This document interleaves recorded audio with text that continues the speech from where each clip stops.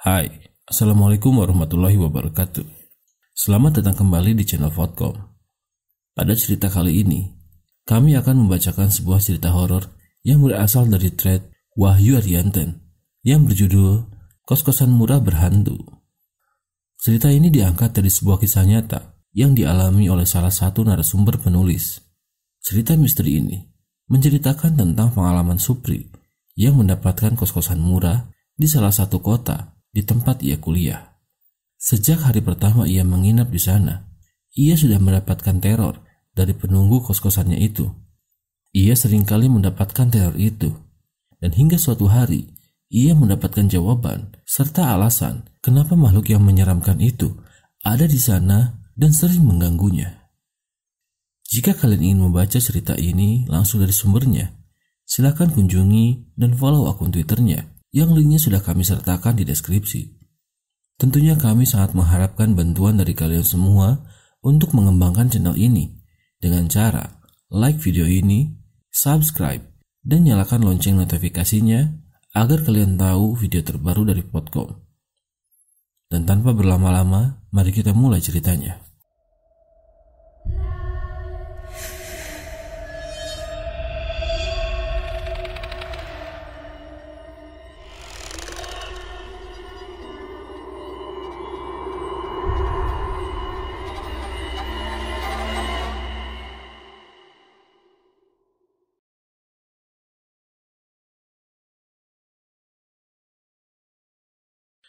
Menjadi mahasiswa perantauan mandiri adalah hal yang paling utama. Hidup di kos-kosan dan mengurus segala kebutuhan hidup sendiri sudah menjadi sesuatu hal yang mau tidak mau harus dilalui. Terlebih, aku tidak memiliki satu saudara pun di sana. Sebut saja namaku Supri. Aku tinggal di desa yang ada di lereng salah satu gunung di Jawa Tengah. Aku adalah anak pertama dari 3 bersaudara. Menjadi anak pertama bukanlah hal yang mudah. Aku harus menjadi teladan bagi adik-adikku dan bisa bertanggung jawab kepada keluarga setelah kedua orang tuaku. Terlebih lagi, besar harapan kedua orang tuaku agar aku bisa mengenyam pendidikan tinggi dan bisa memperbaiki derajat keluargaku. Saat usiaku menginjak 18 tahun, setelah lulus dari SMA, aku merantau ke kota yang terkenal dengan sebutan Kota Atlas untuk mengenyam pendidikan tinggi di sana.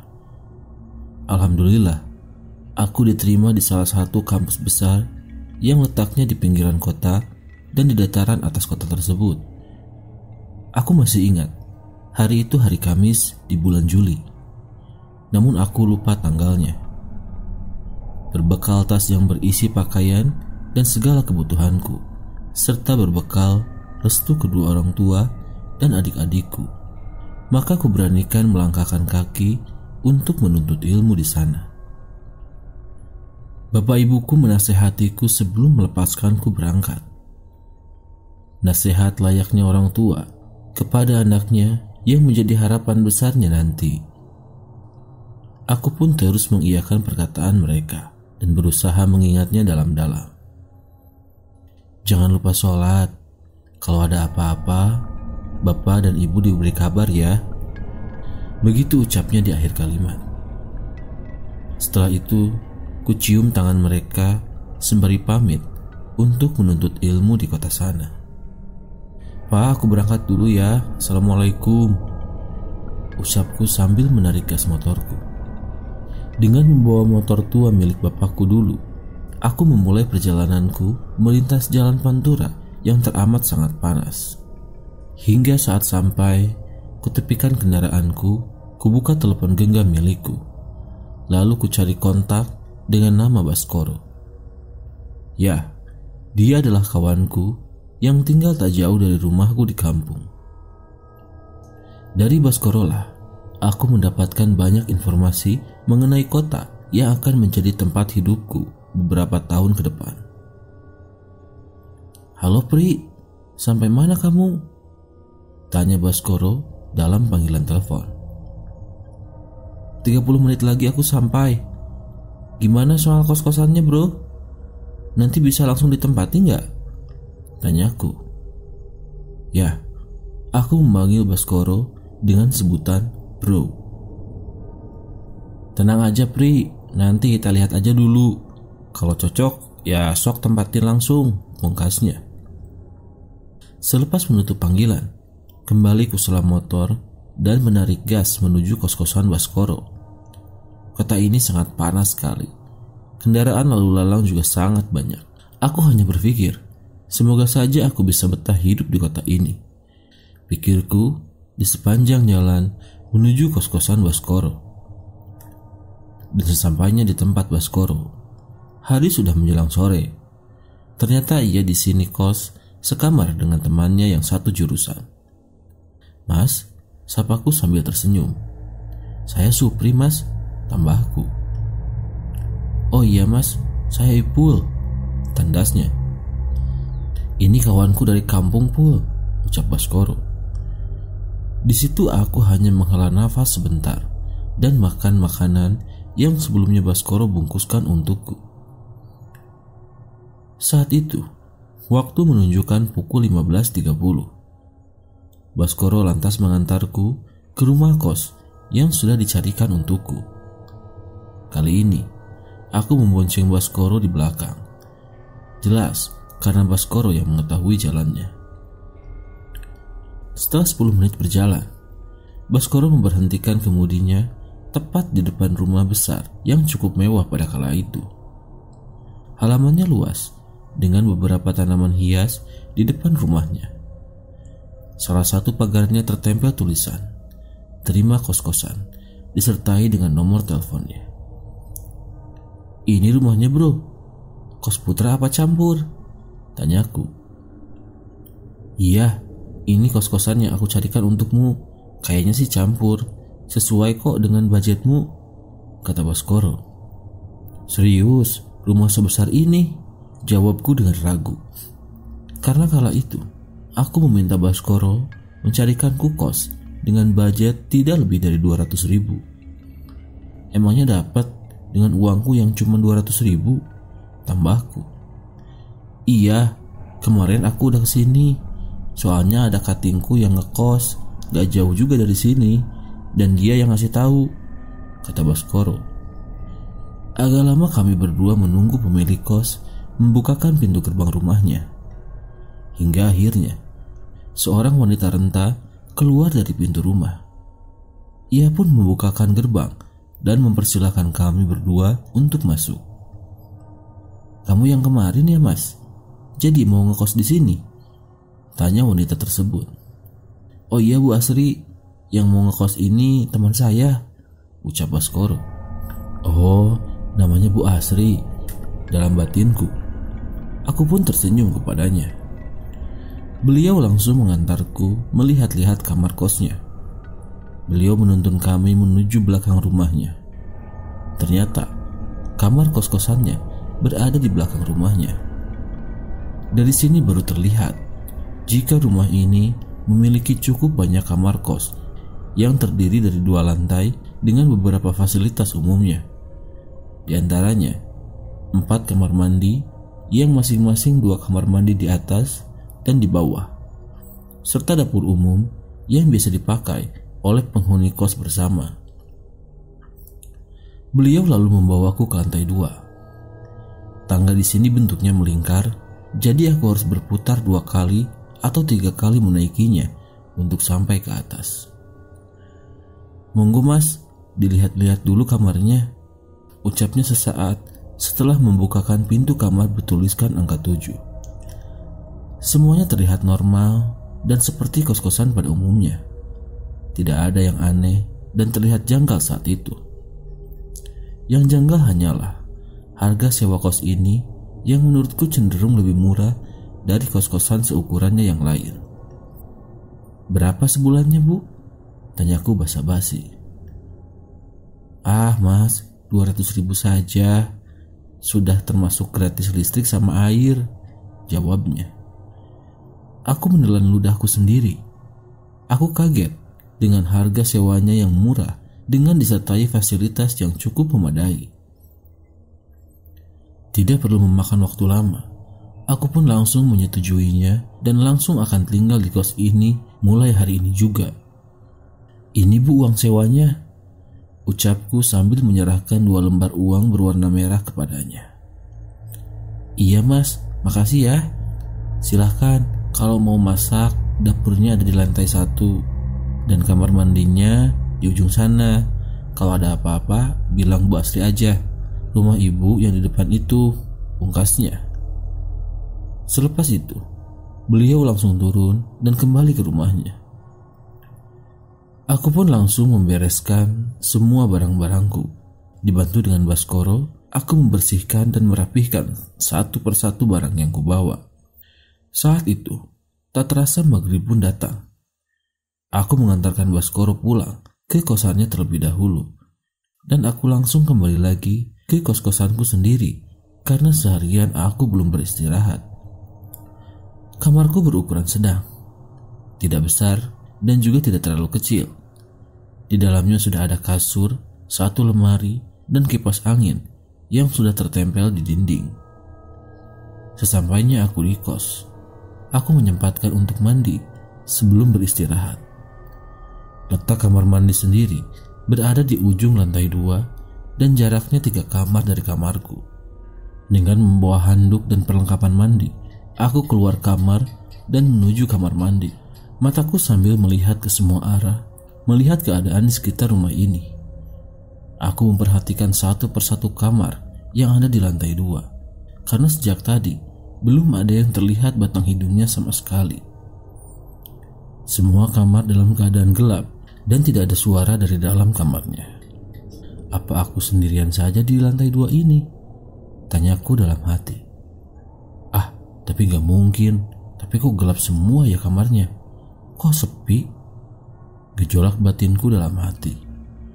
Aku lupa bertanya soal penghuni kos kepada Bu Asri.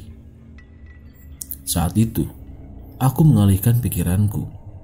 Aku langsung masuk ke salah satu kamar mandi yang jumlahnya ada 2. Dan setelah selesai, aku langsung ke kamar dan tak butuh lama, mataku langsung terlelap karena lelah. Cukup lama aku tertidur, sampai akhirnya terbangunkan pukul 11 malam akibat perutku yang keroncongan. Untungnya, makanan yang dibawakan ibuku dari rumah masih ada sisa yang bisa untuk mengganjal lapar di malam ini. Saat sedang menikmati santapan, ditemani dengan kipas angin yang sedari tadi geleng-geleng ke kanan dan ke kiri. Disinilah muncul keanehan. Samar-samar suara langkah kaki terdengar dari balik tembok kamar kosku. Semakin lama, semakin jelas.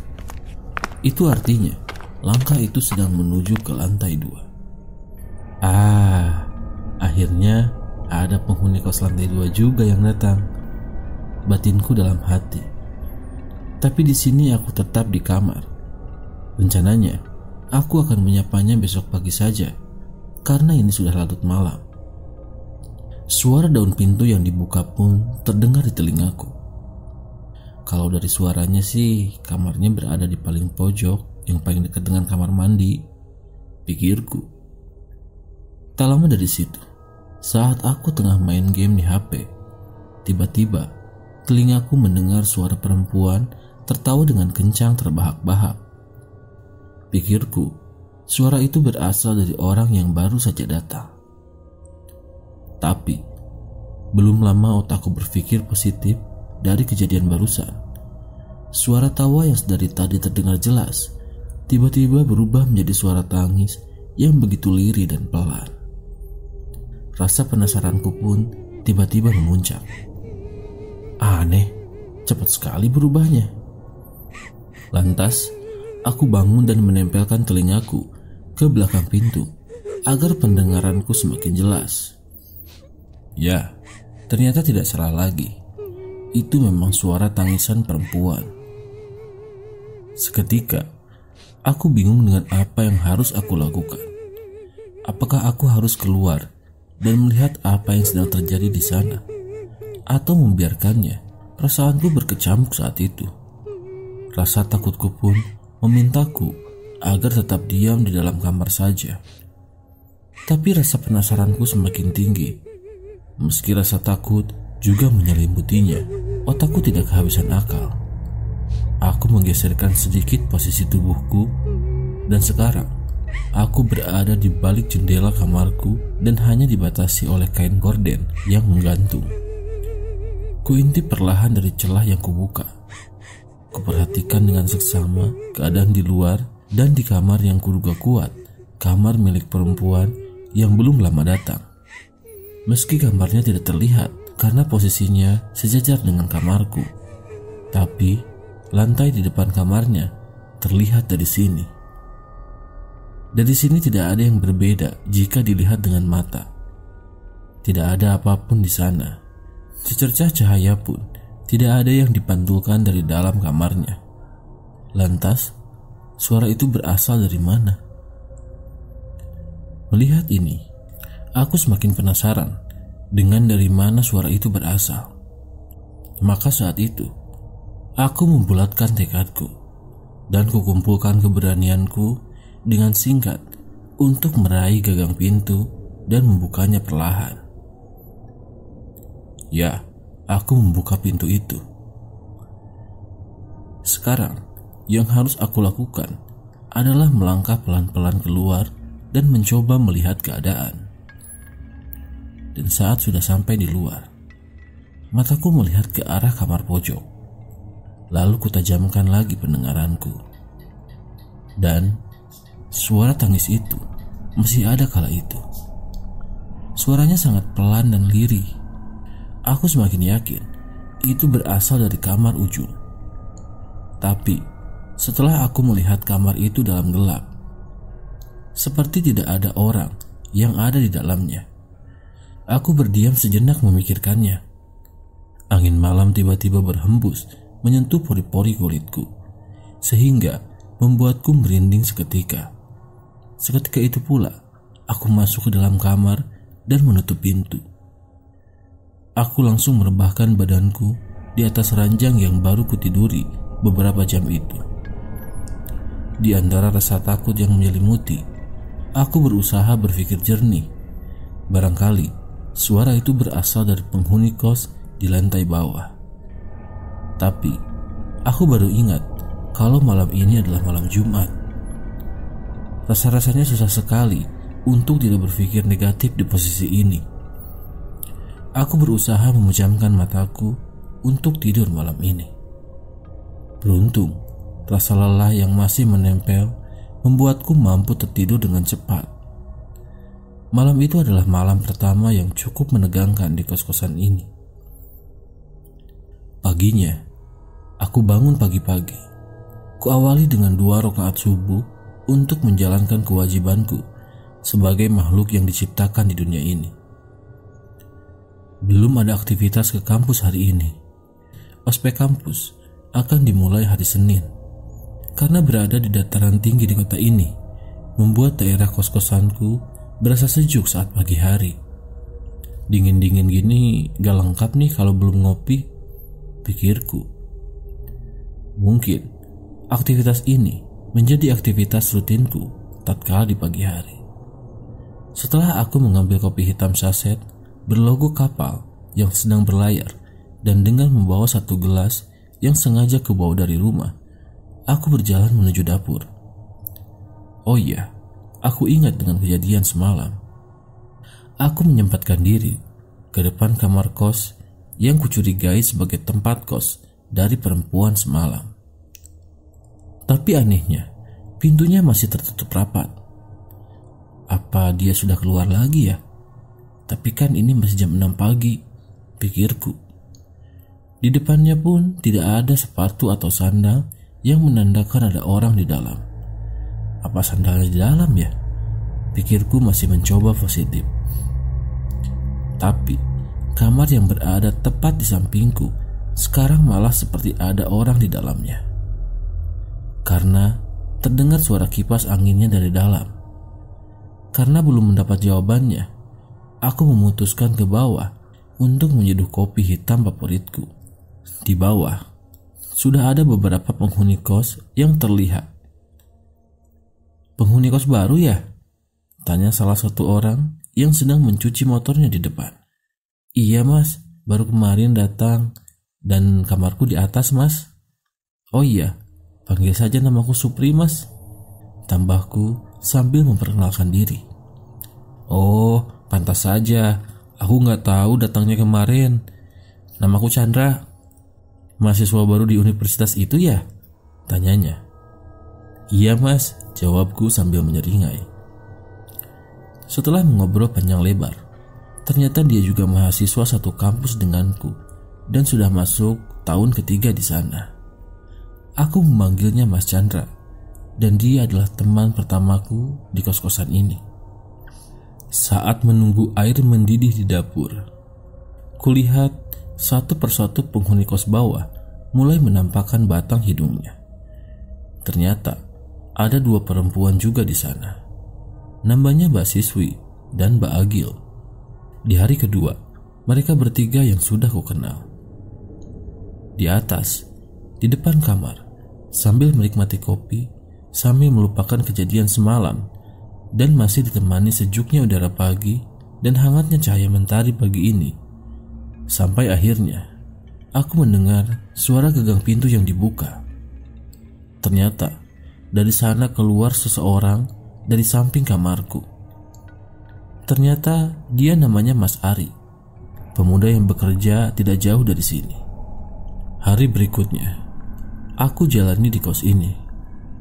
Sampai hari pertamaku ospek, tidak ada lagi hal-hal aneh yang kutemui. Pikirku, kejadian kemarin merupakan ucapan selamat datang untukku, dan aku tidak ingin memikirkannya begitu dalam agar hidupku tenang di kos ini. Tapi ternyata aku salah. Seiring berjalannya waktu, keanehan dan kejanggalan itu mulai kembali datang. Kala itu, malam hari di minggu kedua, aku tinggal di kosan itu. Sepulang dari kampus, aku makan dulu di perjalanan, agar saat di kos, aku bisa terus istirahat karena lelah setelah aktivitas seharian sebagai mahasiswa baru di kampus. Begini ya nasib jadi mahasiswa, keluhku. Begitu masuk kamar, aku langsung merebahkan tubuhku. Saat itu Mas Ari belum pulang ke kamarnya, jadi mungkin hanya aku sendirian di lantai 2, karena aku masih menganggap kalau kamar di ujung sana ada penghuninya. Ya, walaupun antara yakin dan tidak yakin, karena aku hanya mendengar suaranya saja waktu itu. Saat tengah sendiri di lantai 2 dan saat mengumpulkan niat untuk mandi malam itu, tiba-tiba aku mendengar sesuatu dari kamar mandi.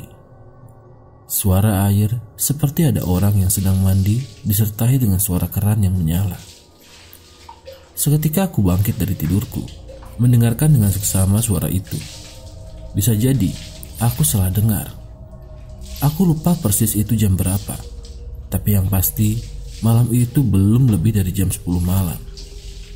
Tapi suara orang mandi itu terus ada dan membuatku penasaran. Bagaimana tidak? Dari tadi hanya aku yang ada di lantai 2 ini. Jika ada orang yang lewat, seharusnya aku tahu. Karena jika ada orang yang naik, pasti melewati depan kamarku dulu. Apalagi pintu kamarku terbuka lebar. Seharusnya tidak ada alasan lagi untukku untuk tidak melihat jika ada orang yang lewat di situ. Rasa takutku tiba-tiba datang.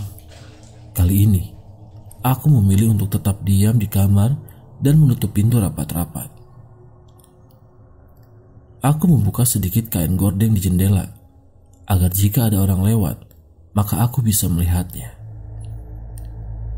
Selang 5 menit, suara itu hilang. Kali ini mataku langsung tertuju ke jendela, memperhatikan siapa yang mandi malam-malam dan membuatku takut begini. Suara kaki dengan sandal karet melangkah ke sini. Langkahnya terdengar sangat pelan.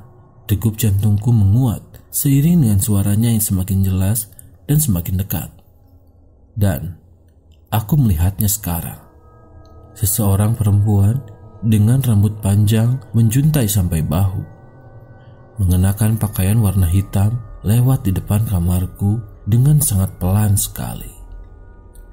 Wajahnya tidak begitu jelas karena aku hanya melihatnya sepersekian detik dari jendela.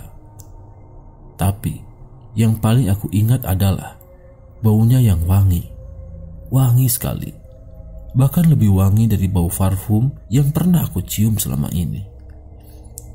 Ya Allah, makhluk apa ini? Batinku. Aku juga masih belum mengetahui apakah dia juga salah satu yang tinggal di kos ini. Tapi aku belum pernah melihatnya sama sekali. Apa dia makhluk jadi-jadian yang menghuni kos ini? Ah, sial. Aku benci dengan pikiranku sendiri. Hanya beberapa detik aku melihatnya. Mungkin tidak sampai 5 detik. Anehnya, tidak ada suara langkahnya di tangga. Padahal tangga kos terbuat dari besi, yang jika ada seseorang yang melangkah, pasti meninggalkan suara yang cukup jika aku mendengarkan dari kamar kos. Aneh, memang aneh, tapi inilah yang terjadi. Aku menunggu sampai benar-benar aman untuk keluar. Ya, aku ingin keluar kamar dan melihat keadaan di depan. Tidak sampai 10 menit, kurasa keadaan sudah aman.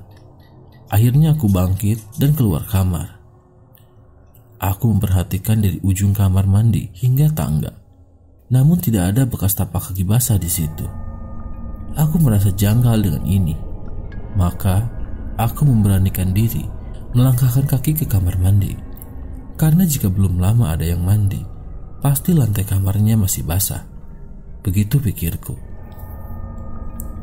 Namun saat sampai, mataku langsung melihat kedua kamar mandi di sana. Tapi yang kulihat adalah lantai kamar mandi yang masih kering dan gayungnya pun kering. Air di bak mandinya juga tenang. Seperti tidak ada tanda-tanda kalau ada orang yang baru saja mandi di sini. Hal itu membuatku terkejut. Mengetahui ini, aku memutuskan kembali ke kamar lagi. Keinginanku untuk mandi malam itu pun aku urungkan. Aku takut jika saat sedang mandi, tiba-tiba perempuan itu datang lagi. Tapi saat hampir sampai ke kamar, akhirnya Mas Ari pun datang. "Baru pulang Thomas," ucapku basa-basi. "Iya nih, aku lembur," katanya. Tiba-tiba aku ingin menanyakan mengenai 2 kejadian misterius ini kepadanya. Aku rasa Mas Ari tahu mengenai hal ini. Secara dia lebih lama tinggal di sini. Tapi setelah kupikir-pikir lagi, dia baru saja pulang kerja dan terlihat wajahnya lelah. Jadi malam itu kuurungkan niatku dulu. Seiring berjalannya waktu, aku semakin kenal dengan semua penghuni kos. Tidak hanya itu, seiring berjalannya waktu juga, gangguan-gangguan serta keanehan-keanehan seringkali datang kurasakan. Dan saat datang, seringkali saat itu aku sendirian di lantai 2 ini. Tapi gangguan dan keanehan itu tidak kuanggap serius. Batinku selalu berhasil meyakinkanku untuk tetap berani dan biasa-biasa saja. Contoh gangguan-gangguannya adalah suara tangga yang seperti ada yang datang sementara tidak ada orang, sepatuku yang sering pindah tempat saat aku bangun pagi, dan suara burung gagak yang hanya datang saat malam hari. Dan sampai saat aku 1,5 bulan kos di sini, aku belum pernah melihat sosok perempuan yang tinggal di kamar ujung dekat kamar mandi. Singkat cerita, hari Minggu datang. Aku libur dari aktivitas kampus, dan saat aku tengah menikmati kopi pagiku, kulihat Mas Ari juga sepertinya sedang tidak lembur hari ini. "Libur Mas?" tanyaku. "Iya, libur Pri," jawabnya. "Mas, sebenarnya yang di lantai 2 ini ada berapa orang sih Mas?" "Yang ngekos di lantai 2 maksudmu?" tanyanya. Aku mengangguk. "Cuma kita berdua lah Pri," tandasnya. Jawaban Mas Ari mampu membuat jantungku tiba-tiba berdegup. "Serius Mas?" tanyaku lagi. "Iya, aku seneng loh pas kamu di sini. aku jadi ada temennya menghuni di lantai 2 ini? Katanya lagi. Ingin langsung kulontarkan pertanyaan itu, tapi aku masih menahan-nahan. Aku bingung harus memulainya dari mana. Takutku, aku dikira sok tahu atau hanya berhalusinasi. Mas, selama di sini, apa pernah nemu hal-hal aneh? Tanyaku. Enggak sih, jawabnya singkat dan tiba-tiba raut mukanya berubah. Memang kenapa, Pri? Tanyanya. Enggak mas, aku hanya nanya aja, jawabku sambil tersenyum. Setelah itu, aku mengganti topik obrolan karena sungkan jika terus bertanya soal itu. Aku mau langsung ke cerita puncak ketakutanku yang membuatku memutuskan untuk pindah dari kosan angker ini. Kala itu, hari baru saja gelap. Aku yang baru bangun tidur sejak pulang kuliah siang merasa badanku lengket dan gatal sekali. Tanpa berpikir, aku langsung mengambil alat mandi dan handuk lalu bergegas menuju kamar mandi. Mungkin ada yang bertanya, apa aku tidak takut setelah kejadian kemarin?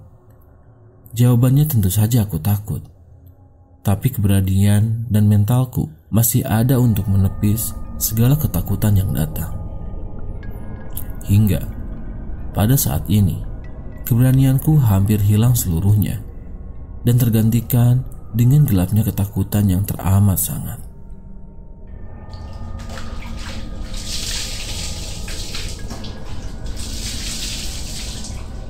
Kusiram seluruh badanku dengan air. Segar sekali rasanya. Terlebih untukku yang baru saja bangun tidur. Tapi gak lama kemudian, ada suara yang tak asing sampai di telingaku. Ya, suara lirih tangisan malam itu kembali kudengar. Bedanya, dari sini suaranya lebih keras jika dibandingkan dari kamar. Jantungku langsung berdetak kencang. Aku membuka keran air semaksimal mungkin agar suara tangisan itu tidak sampai di telingaku. Tapi sialnya, suara itu masih terdengar. Kali ini suaranya semakin keras dan perlahan semakin keras lagi. Kali ini, aku semakin yakin jika ini bukanlah ulah manusia iseng terhadapku. Tidak mungkin Mbak Siswi atau Mbak Agil ke atas hanya untuk iseng kepadaku. Saat itu aku langsung mengenakan pakaianku. Tidak peduli aku belum mengeringkan badanku. Saat sudah dan akan keluar, langkah kecilku berhenti. Bagaimana jika perempuan itu berada di depan kamar mandi dan siap untuk menangkapku? Batinku bergejolak. Batinku benar-benar diselimuti dengan keraguan dan ketakutan.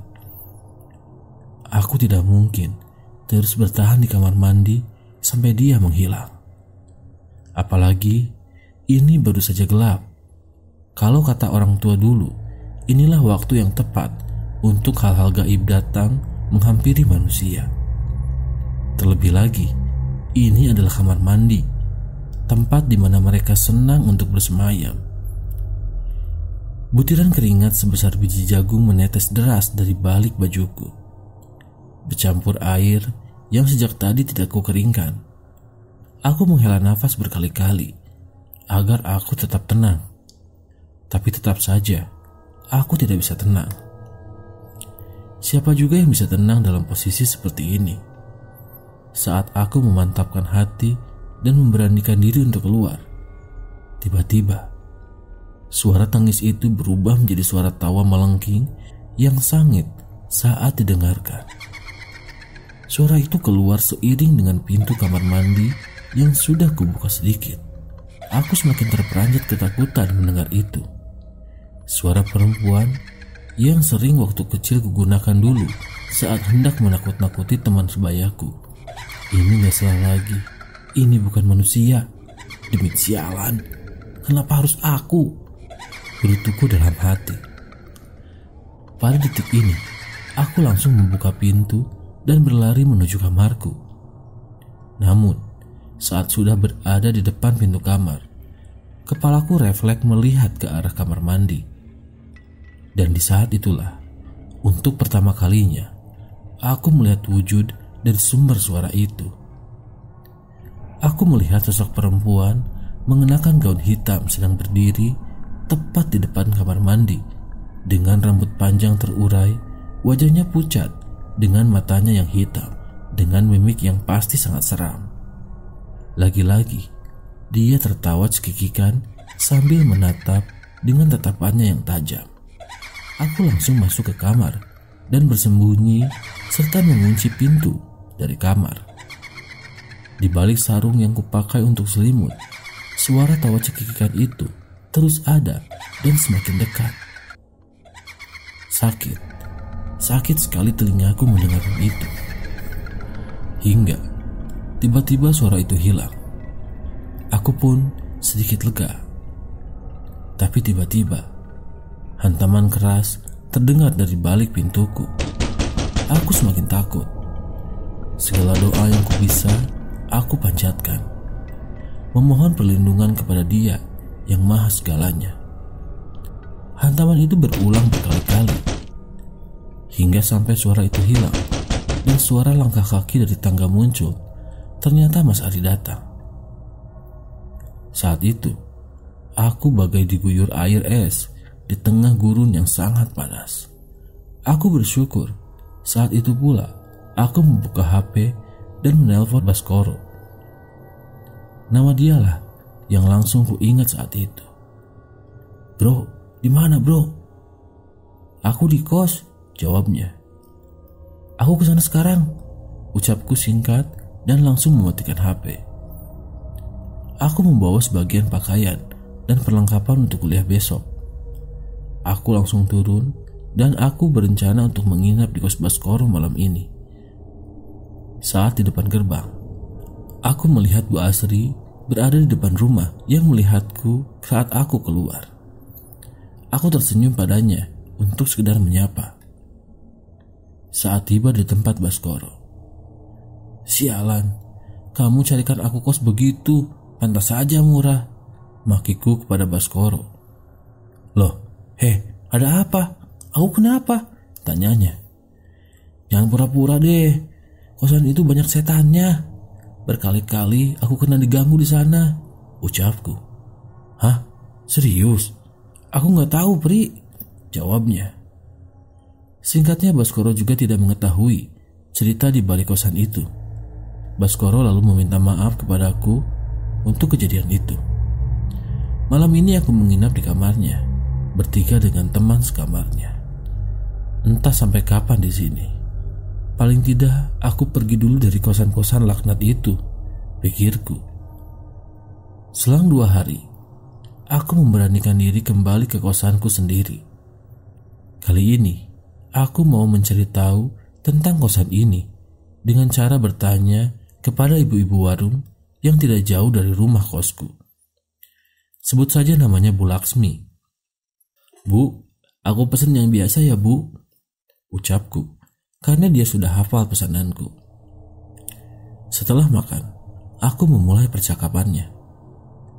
"Bu, aku mau tanya, sebenarnya kosan itu ada apanya sih?" tanyaku. "Maksudmu gimana, Pri?" tanya Bu Laksmi yang belum paham. Lantas, aku menceritakan semua pengalamanku selama tinggal di situ. "Oh, jadi kamu sudah merasakannya?" tanyanya. Aku pun mengangguk. "Ini yang ibu tahu aja ya, Pri. Dulu pernah ada yang ngekos di situ perempuan, tapi ibu nggak tahu siapa namanya. Dulu dia meninggal di kamarnya. Katanya sih karena diguna-guna orang gitu, kayak santet lah. Karena ada yang suka sama dia, tapi ditolak sama dianya." Aku melongo mendengar cerita Bu Laksmi. "Cerita ini beneran kan Bu?" tanyaku untuk meyakinkan lagi. "Iya Pri, dulu ibu sempat lihat ke sana saat jasad perempuan itu dijemput rumah sakit dan keluarganya. Kamu diganggu ya di sana?" tanya Bu Laksmi. "Di situ memang sering begitu. Kalau orang-orang baru pasti nggak bertahan lama," tambahnya. Singkat cerita, Mengetahui fakta ini membuatku untuk segera pindah dari kosan itu. Beruntungnya, saat itu kosku hampir habis 3 hari lagi, jadi aku tidak rugi uang dan waktu untuk ini. Setelah dari warung Bu Laksmi, aku kembali ke tempat Baskoro untuk meminta bantuannya pindahan besok hari. Saat itu pun Baskoro kuceritakan mengenai cerita kelam di balik kos itu. Ia pun terkejut mendengarnya dan kembali meminta maaf kepadaku. Saat pindahan, aku pamit hanya dengan Mas Ari dan Bu Asri. Kepada mereka aku beralasan kalau aku diajak sewa kontrakan dengan teman satu kelasku yang lebih dekat dari kampus. Kulihat wajah Bu Asri saat itu nampak curiga terhadapku, seperti mengetahui alasan sebenarnya kenapa aku pindah dari kos-kosan itu. Setelahnya, aku menginap dulu di kos-kosan temanku dan barangku kutitipkan dulu di kos Baskoro. Dan selang 3 hari, aku baru mendapatkan kos baru yang jauh lebih nyaman, aman, dan tentunya tidak angker lagi. Ya, walaupun sedikit mahal. Yang penting aku bisa hidup dengan tentram di sini. Dan ceritanya pun selesai.